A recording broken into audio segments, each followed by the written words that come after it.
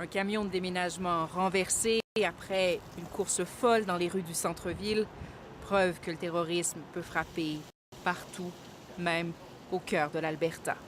Je suis sous le choc, dit cet homme. Je pensais que la prochaine attaque serait à Tokyo ou à Los Angeles, mais pas ici.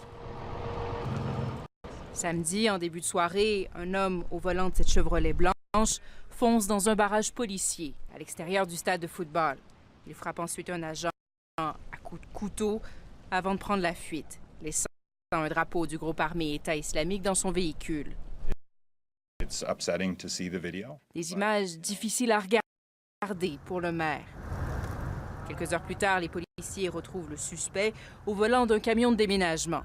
Ils le poursuivent le long de l'avenue Jasper, l'une des artères les plus achalandées d'Edmonton. Le camion frappe 4 piétons avant de se renverser. On apercevait 10-20 voitures de police foncer à toute allure derrière le camion. Je n'avais jamais vu ça, explique ce résident, qui a pu observer la scène de chez lui. Le suspect, Abdoulaye Hassan Sharif, un réfugié somalien de 30 ans qui habitait dans ce logement, était connu des autorités. En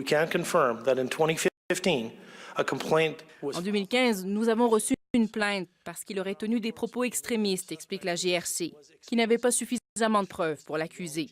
Ce spécialiste des questions de défense et de sécurité, lui, n'est pas surpris. Edmonton, en fait, avait déjà été identifié par le gouvernement canadien comme l'un des terreaux fertiles pour des attentats terroristes au Canada, essentiellement parce qu'on a une large diversité de communautés qui fait en sorte que c'est plus facile de radicaliser les jeunes. Malgré tout, la première ministre de l'Alberta se veut rassurante. Is the public safe? They said yes. They believe we are safe. Les résidents d'Edmonton peuvent se sentir en sécurité, dit-elle. Pour l'instant, le ministre fédéral de la Sécurité publique, Ralph Goodale, ne juge pas nécessaire d'augmenter le niveau d'alerte au pays. Les autorités croient qu'il s'agit d'actes isolés commis par un loup solitaire qui est maintenant entre les mains des forces de l'ordre.